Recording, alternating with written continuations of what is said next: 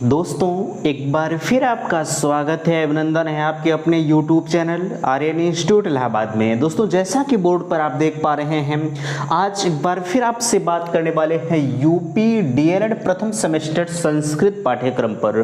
बिल्कुल आप सभी को मैं बताना चाहूँगा, लगातार आपके साथ हम डीएलएड प्रथम सेमेस्टर के जितने भी कोर्सेज हैं आप सभी के समक्ष आपके लिए बेहतरीन तरीके से पाठ्यक्रम पर चर्चा किया जा रहा है। हमने ऑलरेडी आपके समक्ष हिंदी के और उसके बाद बाल विकास एवं सीखने की प्रक्रिया, इन दो जो है बुकों पर जो भी आपके पाठ्यक्रम बन रहे हैं सभी चीज़ों पर ऑलरेडी मैं डिस्कस कर चुका हूं। मैं आपसे उम्मीद ये जरूर रखता हूं कि प्लीज़ आप उन दोनों वीडियो को देखकर आप अपना फीडबैक अवश्य दीजिएगा। वीडियो को देखना चाहते हैं तो प्लेलिस्ट बनी हुई है 2022 दोनों के नाम से बनी है, हिंदी के नाम से और जो है बाल विकास एवं सीखने की प्रक्रिया डीएलएड प्रथम सेमेस्टर, ठीक है, 2022 लास्ट में लिखा गया है प्लेलिस्ट में। आप वहां से ओपन करके दोनों वीडियोस को आप देख सकते हैं, लिंक डिस्क्रिप्शन में भी है, वहां से आप डायरेक्टली पहुंच सकते हैं। लिखा गया है यहाँ। अच्छा, एक चीज़ हम अनवरत आपसे बात कर रहे हैं कि जितने भी आपके पेपर होते हैं, चाहे संस्कृत की बात हो, चाहे एजुकेशन प्रथम हो या द्वितीय पेपर हो, कौन सा पेपर कितने समय के लिए होता है यहाँ देख पा रहे हैं। जो आपकी संस्कृत रखी गई है, संस्कृत आपका जो पूर्णांक है वह 25 नंबर का होता है, 1 घंटे का आपका पेपर होता है। इसके पहले वाला जो वीडियो हमने आपके समक्ष प्रोवाइड किया था बाल विकास एवं सीखने की प्रक्रिया का, वह आपका जो है 50 नंबर का, ठीक है, और वह 2 घंटे का पेपर था। लेकिन वहीं अगर हम बात करें आपके समक्ष डीएलएड के जो भी संस्कृत का सिलेबस आपका रखा गया है, बिल्कुल छोटा सिलेबस है। सिलेबस आप लोगों के समक्ष लिखा गया है, 1 घंटे का पेपर होता है, ठीक है। उस 1 घंटे के दौरान आपको इतनी चीज़ों का आंसर देना होता है। अब हमें तो लगता है कि अब इससे आसान जो है सिलेबस और आपका नहीं बन सकता है, ठीक है। फिलहाल के लिए आपके सिलेबस में क्या कुछ है अच्छी तरह से डिस्कस करते हुए हम चल रहे हैं। अच्छा, सुबह हमने कल एजुकेशन वाला जो वीडियो आपके समक्ष प्रोवाइड किया था, उम्मीद करते हैं कि आप सभी ने देखा होगा। स्क्रीनशॉट के माध्यम से हमने वीडियो प्रोवाइड किया आप लोगों के समक्ष। प्लीज़ मैं आपसे निवेदन ये जरूर करूंगा कि स्क्रीनशॉट से दिया गया मैटर आप समझ पा रहे हैं कि नहीं समझ पा रहे हैं। देखिए, एक चीज़ और मैं कहूँगा कि जो चीज़ें स्क्रीनशॉट से यहाँ बोर्ड पर आपको पढ़ाई जाती हैं वह बिल्कुल ब्रॉड तरीके से पढ़ाई जाती हैं। अगर वही चीज़ें हम आपके समक्ष पीडीएफ से प्रोवाइड करते तो शायद उतनी चीज़ों को हम नहीं बता पाते जितना आप उस वीडियो में जान पा रहे हैं, ठीक है। यही कारण है कि स्क्रीनशॉट से अगर मैं पढ़ाऊँगा तो बिल्कुल आपको जितनी चीज़ें, जितने भी चीज़ उस टॉपिक के तहत आ रहे हैं सभी चीज़ों का डिस्कस उसमें हो जाएगा। तो भैया मैं आपसे ये जरूर कहूँगा कि आप अभी से जो है अपने आप को इतना प्रिपेयर कर लीजिए कि जो भी स्क्रीनशॉट से मैटर दिया जाए आप उसे अच्छी तरह से पढ़िए, ठीक है। आपके हर टॉपिक को उसमें कवर किया जा रहा है, कहीं कुछ छोड़ा नहीं जा रहा है। तो जैसा भी होता है नेक्स्ट अगले वीडियो में आप मुझे ज़रूर बताइएगा। यह आपका जो टॉपिक है यह छोटा था, इस वजह से हमने बोर्ड पर इसे लिखा है। देखिए, सबसे पहली चीज़ लिखी जा रही है, आप देख पा रहे हैं डीएलएड प्रथम सेमेस्टर संस्कृत के पाठ्यक्रम के तहत हम बात करते हैं अपने आसपास की वस्तुओं, पशु पक्षियों के संस्कृत में नाम की जानकारी। अब एक चीज़ का विचार कीजिएगा, अगर देखा जाए आपके जो यूपी टेट लेवल में होता है संस्कृत और इंग्लिश जो होती है वह ऑप्शनल के तौर पर होती है। लेकिन अगर हम अधिकतर बच्चों की बात करें तो जिनकी इच्छाएं होती हैं वह अधिकतर जो है जिनकी थोड़ी सी संस्कृत स्ट्रांग होती है वह यूपी टेट में संस्कृत को ही एक ऑप्शनल सब्जेक्ट के रूप में लेते हैं। और हमें लगता है कि संस्कृत बिल्कुल आसान चीज़ है, अगर आप संस्कृत को समझ जाते हैं तो आपको 30 में से 28 नंबर तो बिल्कुल मिलना एकदम लाजमी है, ठीक है।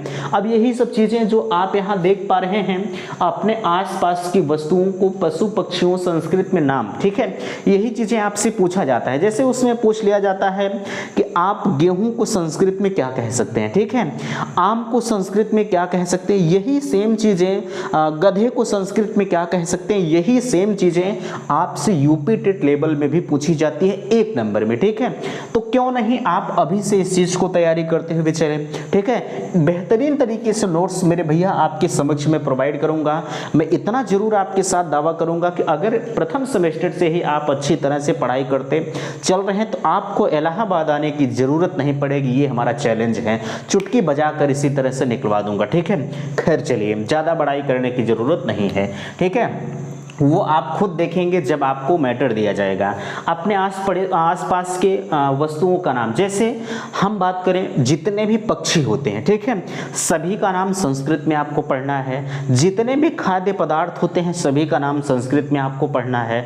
जितने पेड़ पौधे होते हैं सभी का नाम आपको संस्कृत में पढ़ना है, ठीक है। आपके आसपास जितनी भी चीज़ें हैं, ठीक है, आपके आसपास चाचा चाची मामा मामी सभी को आपको इंग्लिश में संस्कृत में पढ़ना है, ठीक है। संस्कृत में हम किसे क्या कहेंगे, इस चीज़ की जानकारी आपको होना अत्यंत आवश्यक होता है। कुछ लोग होते हैं संस्कृति में बोल देते हैं, ठीक है, थोड़ा सा हंसी के लिए, तो इस वजह से आप सभी को इसके बारे में पढ़ना है भैया, बिल्कुल डिटेल तौर पर आपसे पढ़ाया जाएगा।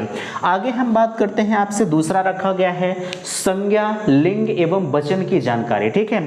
अच्छा, संज्ञा, सर्वनाम, ये सभी चीज़ें आप पहले से हमें लगता है कि वाकिफ होंगे। यह चीज़ें इंग्लिश में भी रखी जाती हैं, ठीक है।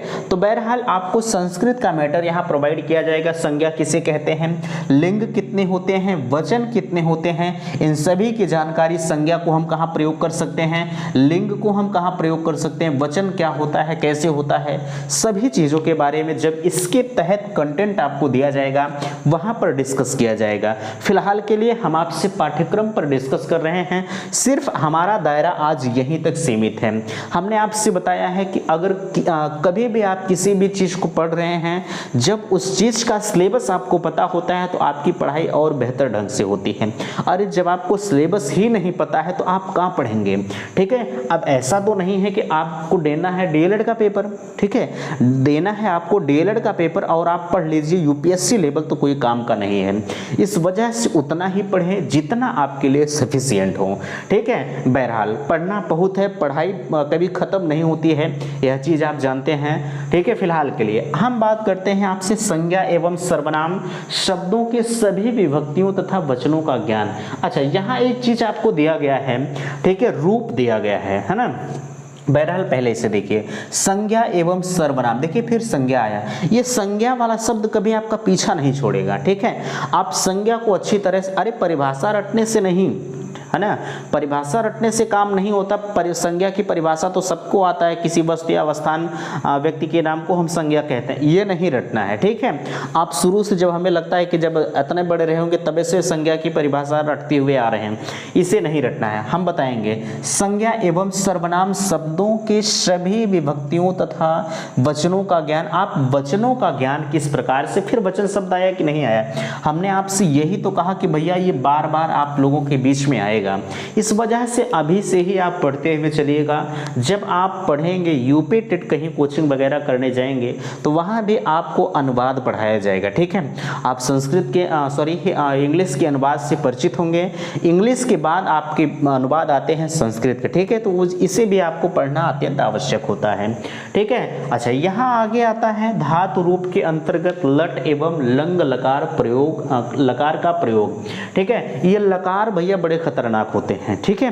अरे खतरनाक का मतलब रूप आपसे पूछा जाता है, ठीक है, धातु रूप आपसे पूछा जाता है, इसे आपको स्वयं तैयार करना होगा, इसे कोई पढ़ाने का मामला नहीं होता है, ठीक। अब हम ऐसा तो है नहीं कि हम आपको रूप रटाएंगे, हम आपको रूप तो रटा नहीं पाएंगे, चूंकि रटना आपका काम है, यह चीज़ें रटकर आपको याद करना है, समझ नहीं पाएंगे, ठीक है। एक तरफ से आपको रटना है। यूपी टेट में आपके 1 से 2 नंबर रूप पूछे जाते हैं, ठीक है, 2 नंबर भी पूछ लिया जाता, कभी कभी 3 नंबर भी पूछ लिए जाते हैं। इस वजह से अभी से आप रूप को इतने अच्छे तरीके से रट डालिए कि जब आपको रूप की जरूरत पड़े तो फटाक से आप बता दीजिए। अभी हम पूछ ले आपको राम का रूप जो है तृतीय बहुवचन क्या होगा, तो आप तुरंत बता दीजिए, ठीक है। यही तरीका होना चाहिए रूप के लिए, ठीक है। ये दोनों चीजें आपको स्वयं पढ़ना है, स्वयं आपको याद करना है। आगे हम बात करते हैं, फिलहाल के लिए इतना चीज आप जरूर ध्यान रखिएगा कि रूप आपके लिए महत्वपूर्ण कौन कौन सा होता है, इसके बारे में आपको बताया जाएगा। रूप बहुत सारा दिया गया है आपके बुक में, सबको नहीं याद करना है, जहां से परीक्षा में पूछे गए हैं, विगत कई वर्षों के परीक्षा प्रश्न पत्र को देखा जाएगा, उसके बाद आप लोगों के समक्ष उस रूप को डिस्कस कर दिया जाएगा। जाएगा। आप किस तरीके से गा गा कर जब रूप याद करते हैं तो जल्दी से याद हो जाता है। तो सेम गाने की तरह हम आपको बता देंगे भैया इसी तरह से याद कर लीजिए, तो फटाक से आपके दिमाग में आ जाएगा। क्योंकि गाना कभी आप एक तो भोजपुरी सुन लेते हैं, ठीक है, तो अभी कोई गाना, कोई सिंगर गाना गा दे, पवन सिंह खेसारी ये सब गाना गा दे, तो हमें लगता है कि दिमाग में फटाक से बैठ जाता है, ठीक है। तो सेम वही चीजें आप जब धातु रूप याद करेंगे, शब्द रूप याद करेंगे गाने की तरह से, तो कभी भी आपके दिमाग से वो जाएगा नहीं, है ना। इसलिए आप जब भी हम पढ़ाएंगे रूप पर, जब हमारा चैप्टर पहुंचेगा तो हम आपको रूप पर कैसे याद करना है बताएंगे फिलहाल के लिए, ठीक है। आगे हम बात करते हैं संज्ञा एवं सर्वनाम शब्दों के अनुरूप क्रिया के प्रथम, मध्यम तथा उत्तम पुरुषों का प्रयोग आप कहाँ करते हैं, ठीक है। लिखा गया है संज्ञा एवं सर्वनाम शब्दों के अनुरूप क्रिया के, ठीक है। क्रिया हुआ सब आप जानते होंगे, ठीक है। क्रिया क्या होता है, क्रिया या कर्ता क्या होता है, ठीक है। इन सभी चीजों के बारे में आपको बताया जाएगा। प्रथम पुरुष, मध्यम पुरुष तथा उत्तम पुरुषों का प्रयोग आप कहाँ करते हैं, इन सभी के बारे में आपको पढ़ना है। आपसे पूछा जा सकता है कि पुरुष कितने प्रकार के होते हैं, तो आप ये महापुरुष वाला पुरुष नहीं है, ठीक है, ये पुरुष नहीं है। प्रथम पुरुष आपका होता है, मध्यम पुरुष आपका होता है और उत्तम पुरुष आपके होते हैं, ठीक है। यह संस्कृत का शब्द है। जब चैप्टर आएगा तो आपको और जो है डीपली लेके चला जाएगा, ठीक है। सिर्फ आज के लिए आप एक सतही तरीके से देखिए कि आपके सिलेबस में क्या क्या रखा गया है, ठीक है। आगे हम बात करते हैं सरल संस्कृत वाक्यों का हिंदी में अनुवाद। अब देखिए आ गया, ठीक है। यह चीजें जब आपको शब्द रूप याद रहेगा, है ना, शब्द रूप के बाद आपको जब धातु रूप याद रहेगा, धातु रूप के बाद कर्ता, क्रिया, ये सब जब आप पहचानते रहेंगे तभी आप इस चीज को टच कर पाएंगे, अन्यथा की स्थिति में बाउंस कर जाएगा, ठीक है। तो आपको अभी से रूप और जो है ये शब्द रूप और धातु रूप को अच्छी तरह से कंठस्थ करते हुए चलिएगा, ठीक है। अगर आपने डीएलएड में एडमिशन ले लिया है तो बिल्कुल भैया आप अपने माँ बाप को सपने को साकार करने के लिए अभी से लग जाइए, ठीक है। इस वजह से मैं बार बार आपको कहता हूं, क्योंकि हर किसी इंसान का सपना होता है कि हम भविष्य में शिक्षक बने। कंपटीशन लेवल आज आप देख पा रहे हैं, भर्ती नहीं आ रही है, जिसमें अगर एक भर्ती आ जाती है तो यह मानकर चलिएगा कि 25 से 30 लाख कैंडिडेट्स नई शिक्षक भर्ती का इंतजार कर रहे हैं, ठीक है। उसी की श्रेणी में आप भी आ रहे हैं, तो बिल्कुल हम क्यों नहीं अभी से अपनी प्रिपरेशन को स्टार्ट कर दें, ठीक है। बहरहाल यहाँ आता है आपके समक्ष वंदना एवं नीतिपरक वाक्यों का सस्वर वाचन। ये वाचन वचन आपको नहीं पढ़ाएंगे, ठीक है, आपको खुद पढ़ना होगा। आप किस तरह से वंदना, हालांकि अगर देखा जाए वंदना या नीतिपरक उम्मीद रहता है कि आपके परीक्षा में पूछे जाते हैं। देखिए जो चीज़ें आपकी परीक्षा में पूछी जाएंगी टारगेट हमारा उसी पर रहेगा, ठीक है। फालतू चीज़ें आपके बीच में नहीं प्रोवाइड की जाएंगी, चूँकि समय की बर्बादी होगी। अभी अगर यही सिलेबस जो आपके समक्ष रखा गया है, आप 2 से 6 महीने का सिलेबस है, ठीक है, हिंदी और संस्कृत, हिंदी, संस्कृत और मैथमेटिक्स, ठीक है, 3 सब्जेक्ट को तो हम आपको ये चैलेंज के साथ कहते हैं कि 6 महीने में हम 3 बार पढ़ाएंगे, ठीक है। 6 महीने में हम 3 बार पढ़ाएंगे, ये हमारा दावा है। इसलिए मैथ अगर देखा जाए तो मैथ में अक्सर अभ्यर्थियों का बैक लगता है, तो कदापि आप इसके लिए परेशान मत होइएगा। नेक्स्ट उम्मीद है कि जो है शाम तक आप लोगों के समक्ष मैथमेटिक्स का जो भी रहेगा सिलेबस आप लोगों के समक्ष डिस्कस किया जाएगा। एक चीज़ मैं कहूँगा कि पर डे आपके समक्ष 2 वीडियो कोशिश करेंगे, ठीक है। फिलहाल के लिए अभी हम समय निर्धारित नहीं कर रहे हैं कि कब जाएगा, ठीक है। 2 वीडियो सुबह, एक वीडियो सुबह, एक वीडियो शाम आप लोगों के समक्ष प्रोवाइड किया जाएगा। जैसा भी होता है एक समय आप लोगों के बीच में निर्धारित कर दिया जाएगा कि भैया इतने बजे वीडियो डीएलएड के संदर्भ में प्रोवाइड होगा, दिन भर नहीं जाएगा, ठीक है। दिन भर अदर रूप से न्यूज़ वगैरह का वीडियो आप लोगों के समक्ष प्रोवाइड किया जाएगा, इसलिए न्यूज़ पर भी आप ध्यान रखा करिए, ठीक है। कौन सी न्यूज़ किस प्रकार की है इस पर थोड़ा सा आप देखा करिए, ठीक है। बहरहाल वंदना एवं नीतिपरक वाक्यों का सस्वर वाचन आपको पढ़ना है। श्लोकों का श्लोक तथा नीतिपरक वाक्यों का अर्थ का ज्ञान, ठीक है।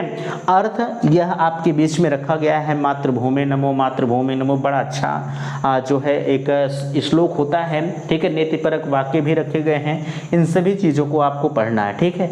और लास्ट में आता है बहुत इंपॉर्टेंट चीज़ें हैं, ठीक है।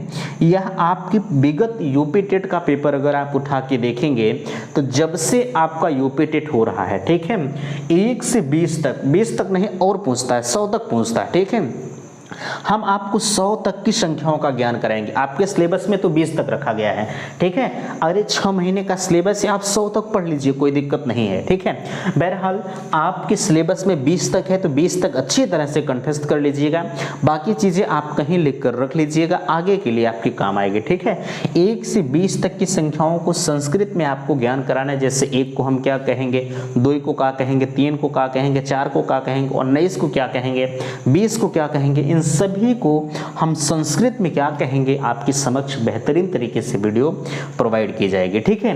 उम्मीद करते हैं कि बातें आपको समझ में आई होंगी। किसी भी प्रकार की अगर आपको समस्या होती है डीएलएड के संदर्भ में तो प्लीज आप Aryan institute Allahabad Telegram channel और इंस्टाग्राम आईडी दोनों आप लोगों के समक्ष प्रोवाइड की गई है। प्लीज वहां पर जाकर जो है आप कहीं पर भी अपने मैसेज को डालकर समय से अपने जो है जो भी आपके कंफ्यूजन हुए रहेंगे जो है मैसेज के माध्यम से आप लोगों की समस्याओं को दूर किया जाएगा, ठीक है। आशा करते हैं दी गई जानकारी से आप संतुष्ट हैं। प्लीज़ वीडियो को लाइक कीजिएगा, शेयर कीजिएगा और चैनल को सब्सक्राइब कीजिएगा। वीडियो समाप्त करते हैं। थैंक्स, धन्यवाद।